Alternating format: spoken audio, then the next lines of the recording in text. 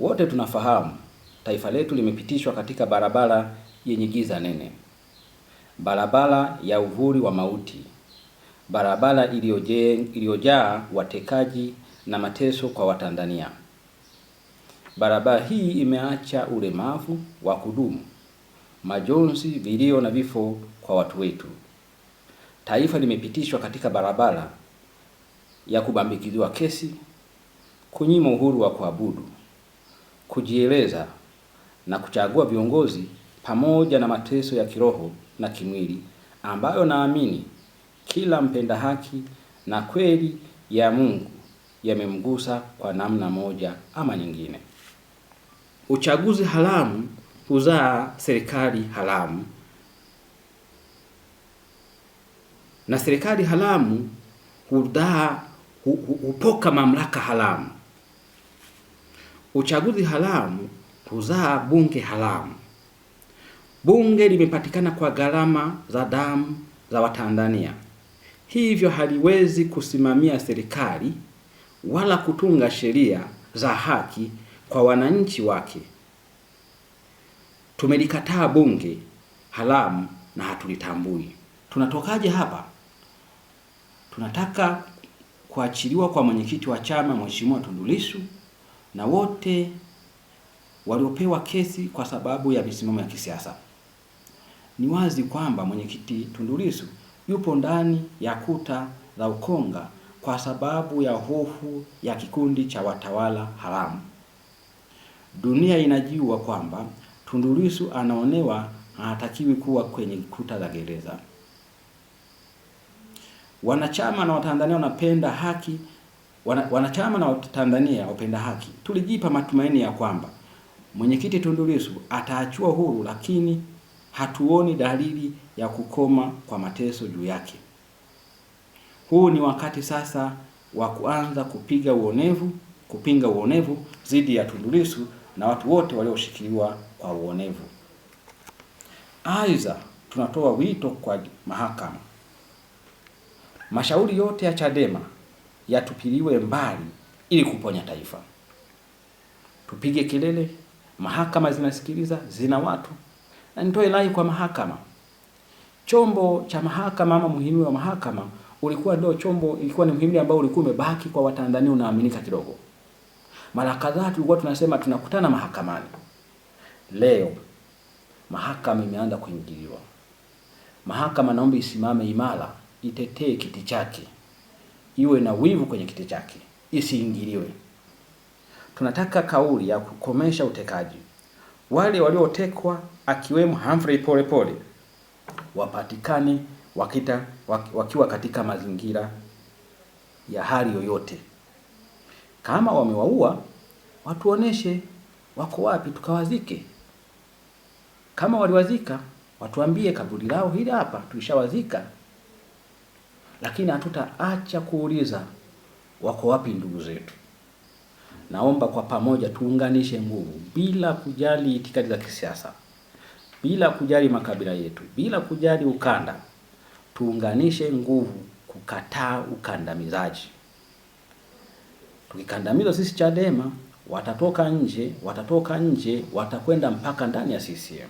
Wote tunafahamu taifa letu limepitishwa katika barabara yenye giza nene, barabara ya uvuli wa mauti, barabara iliyojaa watekaji na mateso kwa Watanzania.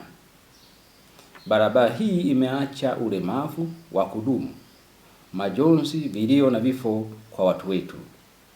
Taifa limepitishwa katika barabara ya kubambikiziwa kesi, kunyima uhuru wa kuabudu, kujieleza na kuchagua viongozi, pamoja na mateso ya kiroho na kimwili ambayo naamini kila mpenda haki na kweli ya Mungu yamemgusa kwa namna moja ama nyingine.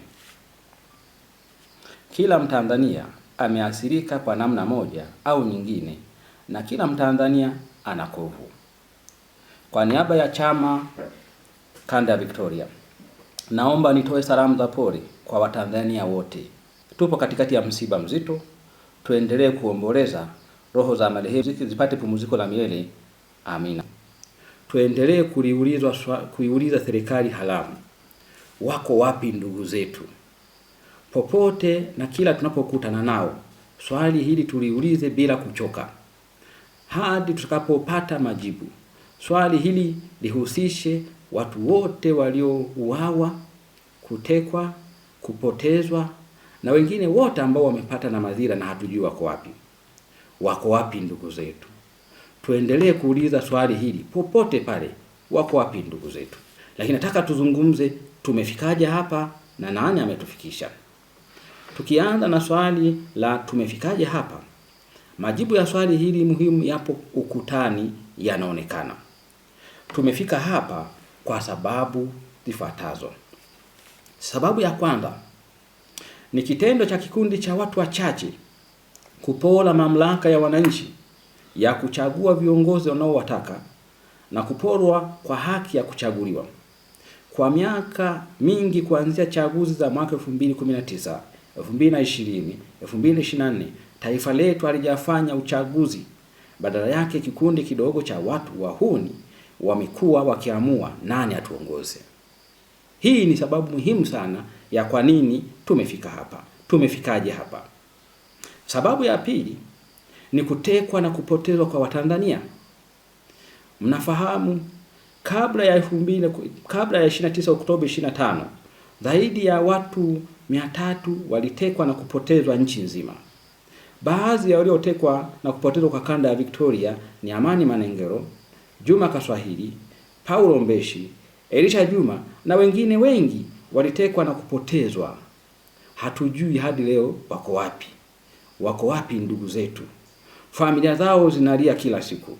Hadi sasa hakuna mamlaka au chombo cha serikali kimekemea utekaji. Sababu ya pili hiyo. Sababu ya tatu ni kubinywa kwa haki ya kutoa maoni na kukosoa. Watanzania wenye maoni tofauti wamekuwa katika hatari ya kutekwa, kuuawa, kubambikizwa kesi. Hii ni kinyume na katiba ya nchi. Sababu ya nne ni mauaji ya raia. Kabla ya tarehe 29 Oktoba 2025, raia wengi waliuawa mchana kweupe. Tunakumbuka mauaji ya mzee Ali Kibao aliyeshushwa kwenye gari mchana kweupe na kesho yake kuokotwa akiwa ameuawa kikatili. Hadi sasa hakuna kauli yoyote juu ya mauaji hayo. Serikali imekaa kimya, inayojiita serikali haramu imekaa kimya, haijafanya uchunguzi. Watu wameuawa, hakuna hatua ambazo zimechukuliwa. Sababu ya tano ni kuingiliwa kwa uhuru wa kuabudu. Tukio la Kanisa la Ufufuo na Uzima linaloongozwa na Askofu Gwajima kufungiwa baada ya Askofu Gwajima kutoa maoni yake na ushauri wake juu ya mwenendo wa taifa. Shambulio la Padre Charles Kitima, katibu wa Baraza la Maaskofu Tanzania teki, kukamatwa kwa wanachama wa Chadema wakiwa kanisani, Kanisa Katoliki Kirumba, na mashambulio mengine ya viongozi wa dini ni shambulio la kuabudu. Watanzania mnafahamu haya yametokea na hakuna mtu ambaye amekemea. Badala yake tumekuja kusikia tunaambiwa huyu waziri mkuu haramu anasema kanisa la Gwajima lifunguliwe. Hatuambii nani alilifunga. Taifa watu wanaingiziwa hasara na kuja kuambiwa lifunguliwe tu. Kwa hivyo wao wakiamua kufunga leo wanafunga, alafu wanakuja kuamua kufungua tu. Sababu ya sita ni ukiukwaji wa haki za binadamu na demokrasia. Serikali imekuwa kinara wa kuvunja sheria na haki za watu bila soni. Watanzania hawana matumaini tena na mihimili ya bunge na mahakama. Hawana tena mtetezi. Uchaguzi haramu huzaa serikali haramu, na serikali haramu hupoka mamlaka haramu. Uchaguzi haramu huzaa bunge haramu. Bunge limepatikana kwa gharama za damu za Watanzania, hivyo haliwezi kusimamia serikali wala kutunga sheria za haki kwa wananchi wake. Tumelikataa bunge haramu na hatulitambui. Tunatokaje hapa? Tunataka kuachiliwa kwa mwenyekiti wa chama Mheshimiwa Tundu Lissu na wote waliopewa kesi kwa sababu ya misimamo ya kisiasa. Ni wazi kwamba mwenyekiti Tundu Lissu yupo ndani ya kuta za Ukonga kwa sababu ya hofu ya kikundi cha watawala haramu. Dunia inajua kwamba Tundu Lissu anaonewa, hatakiwi kuwa kwenye kuta za gereza. Wanachama na Watanzania wanapenda haki, wanachama na Watanzania wapenda haki. Tulijipa matumaini ya kwamba mwenyekiti Tundu Lissu ataachiwa huru, lakini hatuoni dalili ya kukoma kwa mateso juu yake. Huu ni wakati sasa wa kuanza kupinga uonevu dhidi ya Tundu Lissu na watu wote walioshikiliwa kwa uonevu. Aidha, tunatoa wito kwa mahakama, mashauri yote ya Chadema yatupiliwe mbali ili kuponya taifa. Tupige kelele, mahakama zinasikiliza, zina watu. Na nitoe rai kwa mahakama, chombo cha mahakama ama muhimili wa mahakama ilikuwa ni muhimili ambao ulikuwa umebaki kwa Watanzania, unaaminika kidogo. Mara kadhaa tulikuwa tunasema tunakutana mahakamani. Leo mahakama imeanza kuingiliwa. Mahakama naomba isimame imara, itetee kiti chake, iwe na wivu kwenye kiti chake, isiingiliwe. Hoja ya 4, tunatokaje hapa? Tunataka kauli ya kukomesha utekaji. Wale waliotekwa akiwemo Humphrey Polepole wapatikane wakiwa katika mazingira ya hali yoyote. Kama wamewaua, watuoneshe wako wapi tukawazike. Kama waliwazika, watuambie kaburi lao hili hapa, tulishawazika. Lakini hatutaacha kuuliza wako wapi ndugu zetu. Naomba kwa pamoja tuunganishe nguvu bila kujali itikadi za kisiasa, bila kujali makabila yetu, bila kujali ukanda. Tuunganishe nguvu kukataa ukandamizaji. Tukikandamiza sisi Chadema, watatoka nje, watakwenda mpaka ndani ya CCM.